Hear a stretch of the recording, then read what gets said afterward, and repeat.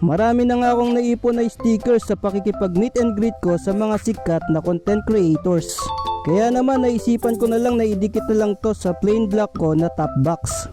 Pero bago yan ay lilinisan ko muna itong tropa ko. Medyo matagal na rin kasing walang ligo.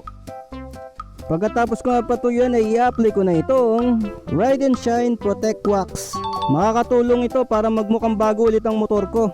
Dito kasi sa amin walang bubong ang parking, kaya naman laging bilad sa araw itong motor ko. At dahil laging bilad sa araw ay nagmumukhang luma na ang mga fairings nito. Pero dahil meron ako nitong Protect Wax ng Ride and Shine ay nagmumukhang bago pa rin ang motor ko. Napakagandang gamitin nga nito guys, talagang effective ang pagpapakintab. Kahit na yung namumuti na dahil sa araw na black fairings ay napapakintab nito. Kagaya na lang nito. Kaya kung katulad ko rin kayo na laging bilad sa araw ang motor, ay isasuggest ko na gumamit na rin kayo nito. Marami kayong pwedeng pagbilan nito sa online, katulad ng Shopee at Lazada. Search nyo lang, Ride and Shine Protect Wax.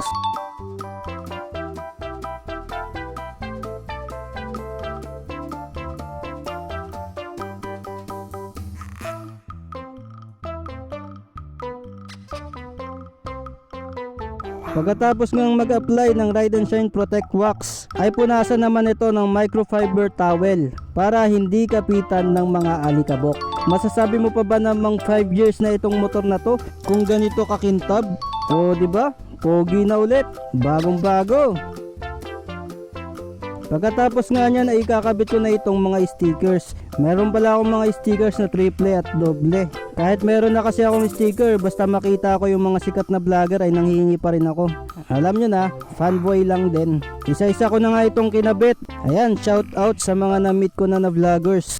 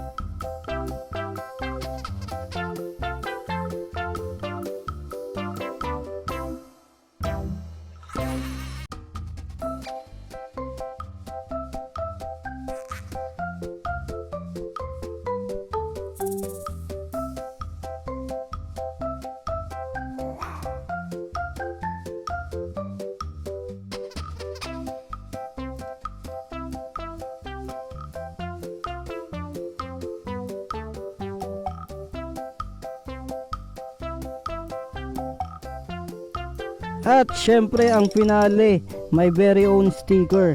Yan, Cambanatics. Kaya naman follow me sa lahat ng mga social media pages ko. Bago ko nga ipakita ang bagong itsura ng top box ko, ay gusto ko muna magpasalamat sa aking 800 followers sa Facebook. Yes guys, meron na nga akong 800 followers sa aking Facebook page. Kaya naman maraming salamat sa mga sumusuporta. At asahan nyo na pagagandahin ko palalo ang mga contents na ginagawa ko. Kaya naman, top box reveal.